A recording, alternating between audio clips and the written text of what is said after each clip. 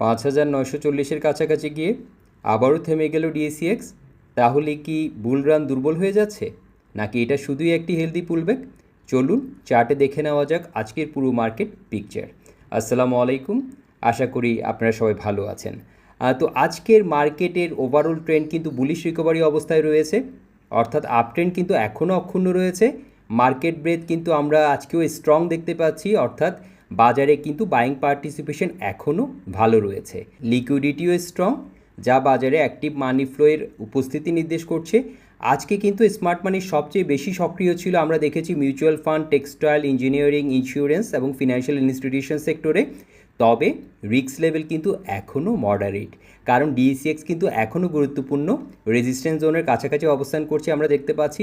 তাই ভালো সেটআপ ছাড়া কিন্তু নতুন এন্ট্রি নেওয়ার ক্ষেত্রে আমাদের সতর্ক থাকা উচিত। আর আজকে ডিসিএক্স প্রায় অপরিবর্তিত অবস্থায় 5895 পয়েন্টে ক্লোজ করেছে। আমরা কিন্তু বৃহস্পতিবারে এখানে ক্লোজ করতে দেখেছি। আর আজকে টার্ন ওভারের দিকে তাকালে আপডেটেড ডাটা অনুযায়ী আমরা দেখতে পাচ্ছি 1257 কোটি টাকার মতো টার্ন ওভার, টোটাল ট্রেড 2,91,079টি এবং ভলিউম কিন্তু ভালো দেখতে পাচ্ছি।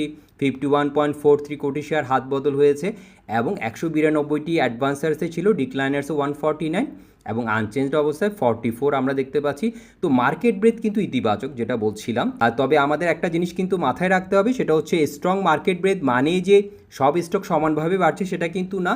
তো মার্কেট ম্যাপ অনুযায়ী আমরা কিন্তু দেখতে পাচ্ছি বাইং এখনও মূলত কিছু লিডিং সেক্টরেই কিন্তু কনসেন্ট্রেটেড রয়েছে। তাই বর্তমান বাজারেও সেক্টর ও স্টক সিলেকশন অত্যন্ত গুরুত্বপূর্ণ আমাদের জন্য। তো এবার আসি ডিসিএক্সের টেকনিক্যাল চার্টে আমরা একটু দেখার চেষ্টা করি। গত কয়েকটি ট্রেডিং সেশন থেকে আমরা 5900 থেকে 5940-এর রেজিস্ট্যান্স জোনের গুরুত্ব নিয়ে আলোচনা করে আসছিলাম। আজকেও কিন্তু দেখেছি ইন্ডেক্স এই জোন থেকে রেজিস্ট্যান্স ফেস করেছে, রিজেকশন ফেস করেছে। আমরা বলবো 5938 পর্যন্ত গিয়েছিল, 5895-তে ক্লোজ করেছে, এটাকে কিন্তু ভাঙতে পারেনি। তবে ইতিবাচক বিষয় হচ্ছে ডিএসিএক্স এখনও ইএমএ 20 এবং ইএমএ 50-র উপরে অবস্থান করছে, যা মিডিয়াম টার্ম বুলিশ স্ট্রাকচার এখনও অক্ষুণ্ণ রয়েছে, সেটার ইঙ্গিত দিচ্ছে আমাদের কাছে। আর আরএসআই এখনও 62-এর উপরে, অর্থাৎ মোমেন্টাম পুরোপুরি দুর্বল হয়ে যায়নি। আর বর্তমানে 5760 থেকে 5800 লেভেলটা আমাদের ইমিডিয়েট সাপোর্ট হিসেবে আমরা এটাকে ওয়াচ করব। আর যেটা বলছিলাম 5900 থেকে 5940 আমাদের জন্য এখন একটা ইম্পর্টেন্ট রিজেকশন লেভেল বা রেজিস্ট্যান্স লেভেল। এটাকে ভেঙে যদি অ্যাকসেপ্টেন্স তৈরি করতে পারে 5940-এর উপরে, সেক্ষেত্রে 6000 লেভেলটা আমাদের জন্য ইম্পর্টেন্ট হবে। আর অন্যদিকে রেজিস্ট্যান্স থেকে আবার যদি সেলিং প্রেশার বাড়ে, এখন যেখানে আমরা দেখতে পাচ্ছি, এটাকে যদি ভাঙতে না পারে, সেক্ষেত্রে হেলদি পুলব্যাক বা কনসলিডেশন দেখা যেতে পারে। তবে গুরুত্বপূর্ণ সাপোর্ট অক্ষত থাকলে ওভারঅল বুলিশের স্ট্রাকচারে এখনও কিন্তু কোনো পরিবর্তন নেই আমরা দেখতে পাচ্ছি। তো আজকের মার্কেট ক্যারেক্টার ছিল হেলদি কনসলিডেশন, রেজিস্ট্যান্সের কাছাকাছি প্রফিট বুকিং দেখা গেল। স্মার্ট মানি এখনও মার্কেট ছেড়ে বেরিয়ে যাচ্ছে এমন কোনো শক্তিশালী সিগন্যাল কিন্তু আমরা এখনও দেখতে পাচ্ছি না, বরং সেক্টর রোটেশনের মাধ্যমে সিলেক্টিভ বাইং এখনও কিন্তু অব্যাহত রয়েছে। তো এবার চলুন দেখে নেওয়া যাক আজকে টপ 5 পারফর্মিং সেক্টরের টেকনিক্যাল চিত্র। আমরা যদি তাকাই, আজকে দেখতে পাচ্ছি ভলিউম বিচারে মিউচুয়াল ফান্ড কিন্তু আজকে একদম শীর্ষে রয়েছে। চার্টে শক্তিশালী আপট্রেন্ড এখনও অক্ষুণ্ণ রয়েছে আমরা দেখতে পাচ্ছি। এখনও কিন্তু ইন্ডেক্স, সেক্টর ইন্ডেক্স কিন্তু এখনও আমরা দেখতে পাচ্ছি যে ইএমের উপরে অবস্থান করছে এবং গ্যানফ্যানের একটা ইম্পর্টেন্ট লেভেল থেকে আগে যে রিজেকশন ফেস করেছে, আজকে কিন্তু আমরা দেখেছি খুব স্ট্রংভাবে ডেইলি, যে আমরা যদি ক্যান্ডেলটা আজকে খেয়াল করি, খুব স্ট্রংভাবে 8-এ ক্লোজ করেছে এবং গ্যানফ্যানের উপরেই কিন্তু লেভেলটাকে ভেঙে উপরে ক্লোজ করেছে। তো আমরা যদি দেখি এখানে, যদি ইএমএ আমরা লাইনগুলো খেয়াল করি, এখনও কিন্তু ইএমএর অনেকটা উপরে অবস্থান করছে। তো সব কিছু মিলিয়ে আমরা বলতে পারি বায়ার্সের নিয়ন্ত্রণ কিন্তু রয়েছে। সাময়িক কনসলিডেশন হলেও ওভারঅল ট্রেন্ড কিন্তু এখনও বুলিশ। এরপর হচ্ছে টেক্সটাইল, দেখতে পাচ্ছি টেক্সটাইল সেক্টর এখনও একটা বুলিশ চ্যানেলের ভেতরে অবস্থান করছে। ইএমএ 20 এবং ইএমএ 50 উপরে থাকায় মিডিয়াম টার্ম ট্রেন্ড কিন্তু এখনও ইতিবাচক রয়েছে। চ্যানেল সাপোর্ট ধরে রাখতে পারলে আপ ট্রেন্ড কিন্তু আরও কিছুদিন অব্যাহত থাকতে পারে। এবং আমরা দেখতে পাচ্ছি, দেখেন চ্যানেলের মিড পয়েন্ট থেকে কিন্তু সাপোর্ট নিচ্ছে আমরা যদি 3টা ক্যান্ডেলকে দেখি, এবং একটা কনসলিডেশনের মধ্যে রয়েছে এখনও পজিটিভ স্ট্রাকচার হিসেবে আমরা যদি বলি। এরপরে ব্যাংকিং সেক্টরে বর্তমানে কিন্তু সাইডওয়েজ থেকে সামান্য দুর্বল অবস্থায় দেখতে পাচ্ছি আমরা। ইন্ডেক্স কিন্তু এখনও রেঞ্জের মধ্যেই ঘোরাফেরা করছে, শক্তিশালী ব্রেকআউট না হওয়া পর্যন্ত এটিকে একটা নিউট্রাল ট্রেন্ড হিসেবে আমরা দেখছি। এরপরে হচ্ছে আমরা দেখতে পাচ্ছি ইঞ্জিনিয়ারিং সেক্টর কিন্তু গুরুত্বপূর্ণ সাপোর্ট থেকে বাউন্স করার চেষ্টা করছে আমরা দেখতে পাচ্ছি। ইএমের উপরে অবস্থান করায় ট্রেন্ড এখনও কিন্তু পজিটিভ রয়েছে। নতুন বাইং মোমেন্টাম তৈরি হলে আবারও আপওয়ার্ড মুভ দেখা যেতে পারে। ইঞ্জিনিয়ারিংয়ের পরে রয়েছে ফার্মাসিউটিক্যালস অ্যান্ড কেমিক্যালস। তো আমরা ফার্মাসিউটিক্যালস অ্যান্ড কেমিক্যালসের আমরা যদি সেক্টর চার্টের দিকে তাকাই, আমরা দেখতে পাচ্ছি কনসলিডেশন ফেজে রয়েছে। এর আশেপাশে ট্রেড করছে এবং এখনও কিন্তু পরিষ্কার ডিরেকশন তৈরি হয়নি। তো নতুন ট্রেন্ড নিশ্চিত করতে ব্রেকআউটের অপেক্ষা করাই ভালো। তো সব মিলিয়ে যদি আমরা বলি আজকের সেক্টর রোটেশন বলছে স্মার্ট মানি এখনও মূলত মিউচুয়াল ফান্ডস, টেক্সটাইল এবং ইঞ্জিনিয়ারিং সেক্টরের দিকেই বেশি সক্রিয়। তো এবার চলুন দেখে নেওয়া যাক আজকের আলোচিত স্টকগুলোর টেকনিক্যাল চিত্র। তো প্রথমে আমরা দেখে নিব আজকের ভলিউম লিডারবোর্ডে কারা রয়েছে। আমরা দেখতে পাচ্ছি AB bank first mutual fund, dragon sweater, Capitec, Beximco, Queen South, Malek, Exim first mutual fund. তো মিউচুয়াল ফান্ডের অনেকগুলো আমরা স্ক্রিপ্ট কিন্তু দেখতে পাচ্ছি আজকে ভলিউম লিডারবোর্ডে জায়গা করে নিয়েছে। তো আমি সেক্টর এবং স্ট্রাকচার বিচারে যে স্টকগুলো নিয়ে আজকে কথা বলবো সেগুলো হচ্ছে Queen South, Malek spinning, DSSL, Capitec, AB bank first mutual fund, Technodrug. তো শুরু করছি কুইন সাউথ দিয়ে। কুইন সাউথ কিন্তু শক্তিশালী আপট্রেন্ড ধরে রেখেছে এবং চ্যানেল রেজিস্ট্যান্সের কাছাকাছি অবস্থান করছে। 1880 থেকে 1890 একটা ইম্পর্টেন্ট লেভেল, সেটাকে ভেঙে 1940-এ ক্লোজ করেছে। আজকে ক্যান্ডেলটা খুব স্ট্রং, ভলিউম সাপোর্ট আছে এবং EMA 2050 অনেকটা উপরে অবস্থান করছে আমরা দেখতে পাচ্ছি। RSI কিন্তু ভালো, সব মিলিয়ে যদি বলি খুব ভালো অবস্থানে রয়েছে। এখন 19-এর উপর এটা ধরে রাখতে পারছে কিনা অ্যাকসেপ্টেন্স, এটা দেখার বিষয়। আজকের ক্যান্ডেলটা কিন্তু খুবই স্ট্রং। এখানে আমরা বলবো যে স্ট্রং ডিমান্ড পোস্ট ছিল, বায়ারদের কন্ট্রোলে রয়েছে। পরবর্তী ইম্পর্টেন্ট লেভেল আমরা 21-এর কাছাকাছি একটা ইম্পর্টেন্ট লেভেল রয়েছে। তো এখন দেখার বিষয় যে 19-এর উপর ধরে রাখতে পারছে কিনা এবং 21-এর কাছে যেতে পারছি কিনা, এটা আমরা দেখার চেষ্টা করব। স্ট্রাকচার এবং সব কিছু মিলিয়ে আমরা যদি বলি স্ট্রংলি বুলিশ, আমরা বলবো হায়ার হাই এবং হায়ার লো স্ট্রাকচার কিন্তু ধরে রেখেছে। এরপরে যে স্টক সেটা হচ্ছে মালেক স্পিনিং।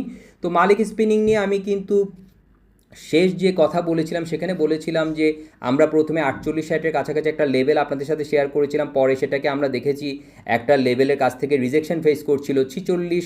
আমি যদি ধরে বলার চেষ্টা করি 4680 বা এই লেভেল থেকে কিন্তু রিজেকশন ফেস করেছে আমরা দেখেছি। তখন আমরা বলেছি আমরা আমাদের 40 থেকে 50-র কাছাকাছি আমরা সেখানে এই লেভেলটাকে আমরা কিন্তু কনসিডার করব। তো এখন কিন্তু দেখা যাচ্ছে যে খুব স্ট্রং ক্যান্ডেল দিয়েছে আজকে। যদি ক্যান্ডেলটা আমরা একটু বড় করে দেখার চেষ্টা করি, দেখেন খুব স্ট্রং ক্যান্ডেল, মারুবুজুর মতো একটা ক্যান্ডেল দিয়েছে আজকে। আমরা দেখতে পাচ্ছি বুলিশ মারুবুজুর মতো এবং একটা গ্যাপ দিয়ে শুরু করেছে, গ্যাপ আপ দিয়ে, এবং ভলিউম সাপোর্ট আছে। সব কিছু মিলিয়ে যদি বলি একটা স্ট্রং সিচুয়েশন আমরা দেখতে পাচ্ছি, ঠিক আছে। এবং আমরা যদি নিচের লাইনটাকে খেয়াল করি, দেখেন আস্তে আস্তে কিন্তু আমরা যদি লো পয়েন্টগুলোকে দেখি আস্তে আস্তে কিন্তু হায়ার লো স্ট্রাকচারে গিয়েছে, তারপর সেখান থেকে আমরা একটা বুল মুভ দেখতে পেয়েছি। তো এখন দেখার বিষয় যে এখানে ধরে রাখতে পারছি কিনা, আগে যেখান থেকে রিজেকশন ফেস করেছে 46, 80 বা 47 লেভেলের উপরে ধরে রাখতে পারছি কিনা। এটা যদি ধরে রাখতে পারে সেক্ষেত্রে একটা ইম্পর্টেন্ট লেভেল হতে পারে 50, একটা ইম্পর্টেন্ট লেভেল আমাদের জন্য সামনে রয়েছে। তো আমরা দেখার চেষ্টা করব অতটুকু যেতে পারছি কিনা, ঠিক আছে। এবং এখন কিন্তু একটা পরীক্ষার অবস্থানে রয়েছে বলবো, যদিও স্ট্রং রয়েছে, যেহেতু আগে এখান থেকে দুবার আমরা রিজেকশন ফেস করতে দেখেছি। তো এবার এটাকে ভেঙে দাঁড়াতে পারছি কিনা সেটা আমরা দেখার চেষ্টা করব। তো এরপরের যে স্টক, এটা একটা মিউচুয়াল ফান্ড। এখানে কিন্তু আমরা একটা বুলিশ ফ্ল্যাগের কথা বলেছিলাম, সেই অনুযায়ী টার্গেট কিন্তু অ্যাচিভ হয়েছে আমরা বলেছিলাম, এবং সেখান থেকে একটা সাপোর্টের কথা বলেছিলাম 960, এটা একটা ইম্পর্টেন্ট সাপোর্ট লেভেল। সেখান থেকে কিন্তু ঘুরে দাঁড়িয়েছে এবং আবার একটা আমরা দেখেছি স্ট্রং মুভ, ভলিউম সাপোর্ট, এরপর একটা ইম্পর্টেন্ট লেভেল 11 থেকে 1110। তো এখন দেখার বিষয় ওখানে গিয়ে কী ধরনের রিঅ্যাকশন দিচ্ছে, এখনও কিন্তু স্ট্রং আছে আমরা বলবো। এরপরে যে স্টক সেটা হচ্ছে, এটা একটা mutual fund, AB bank first mutual Fund. এটাও নিয়ে আগে কথা বলেছিলাম, 4 লেভেলটা একটা ইম্পর্টেন্ট লেভেল। সেখানে আমরা রিজেকশন ফেস করতে কিন্তু দেখেছি, দেখেন ফিয়ার ফেস করতে দেখেছি, তারপর নিচে এসে সেখান থেকে ঘুরে দাঁড়িয়েছে আজকে, ঠিক আছে, আমরা যেটা দেখতে পাচ্ছি। হ্যাঁ, তো সেখানে কিন্তু আজকে 430-এ ক্লোজ করেছে। এরপর একটা ইম্পর্টেন্ট লেভেল 5-এর কাছাকাছি একটা লেভেল, আমরা ইম্পর্টেন্ট লেভেল হিসেবে আমি 5টাকে এখানে কনসিডার করছি।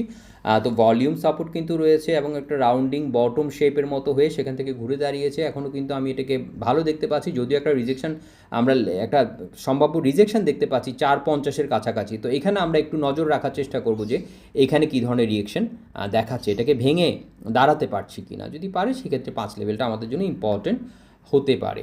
এরপরের স্টকটা হচ্ছে টেকনোড্রাগ। আজকের শেষ যে স্টক নিয়ে কথা বলবো সেটা হচ্ছে টেকনোড্রাগ। তো টেকনোড্রাগ একটা ইম্পর্টেন্ট লেভেল থেকে রিজেকশন ফেস করেছে 50 আমরা দেখতে পাচ্ছি, এবং কোনাকুনি পিচফর্কের একটা ইম্পর্টেন্ট লেভেল থেকে আজকে কিন্তু নিচে ক্লোজ করেছে, রিজেকশন ফেস করেছে আমরা দেখেছি। হ্যাঁ, তাহলে আমরা বলবো যে ফিব এক্সটেনশন এবং এখানে পিচফর্কের লেভেল দোনোটা থেকে কিন্তু রিজেকশন ফেস করেছে আমরা দেখেছি।